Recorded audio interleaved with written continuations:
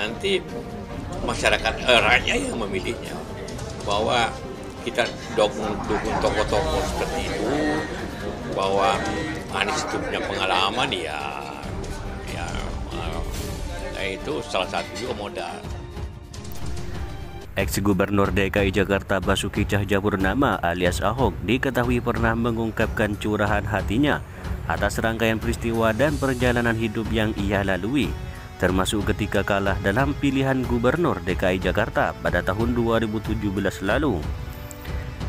Masih kata Ahok, ia mengatakan turun jabatan tidak mungkin akan berlaku oleh si pintar ngomong.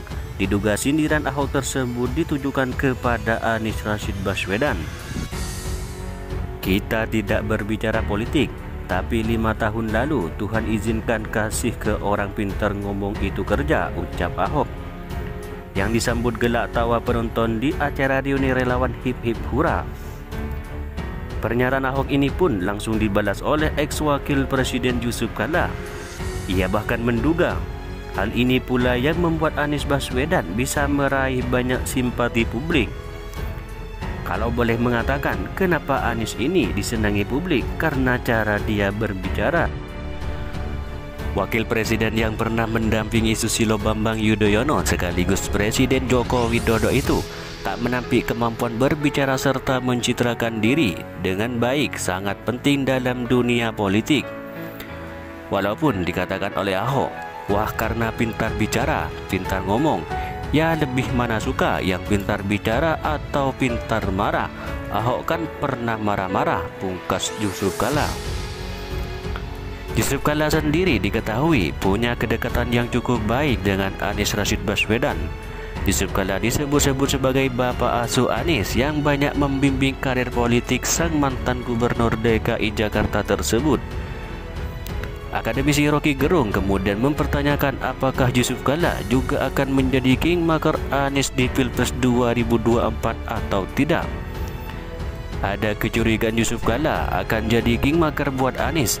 Orang baca bahasa tubuh Pak JK, apakah Pak JK akan mengasuh Anies atau akan memanfaatkan suara Golkar, kata Rocky Gerung pada Kamis 24 November 2022. Gampangnya Erlangga apa Anies?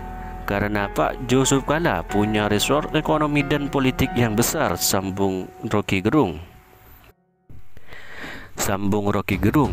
Rupanya Pak JK mengaku memiliki referensi tersendiri terkait sosok capres yang akan didukungnya 2 tahun mendatang. Sebagai pribadi, saya punya prinsip, saya memiliki kriteria, saya punya objektivitas, ungkap Yusuf Kala. Sebelumnya diketahui isu hengkangnya politisi senior Partai Nasdem, Enggar Tistianto dan Siswono ditepis politisi Nasdem, Bestari Barus. Kedua politisi senior Nasdem itu disebut-sebut berbeda pilihan politik terkait calon presiden yang akan diusung Surya Paloh selaku ketua umum partai. Mantan ketua fraksi Nasdem DPRD DKI itu menyatakan hingga saat ini seluruh fungsionaris Nasdem patuh pada keputusan Surya Paloh. Ya, kalau ada perbedaan pandangan pasti ada pernyataan dari para pihak. Ini kan nggak ada, artinya manutlah ikut dalam barisan itu. Misalnya karena kesibukan kemudian tidak terlihat di lapangan, itu lain cerita, namanya orang sibuk, katanya pada Kamis 24 November 2022. Tetapi hingga hari ini baik Enggar Tistianto dan Siswono tak pernah mengeluarkan pernyataan apapun terkait dengan isu hengkang keduanya itu.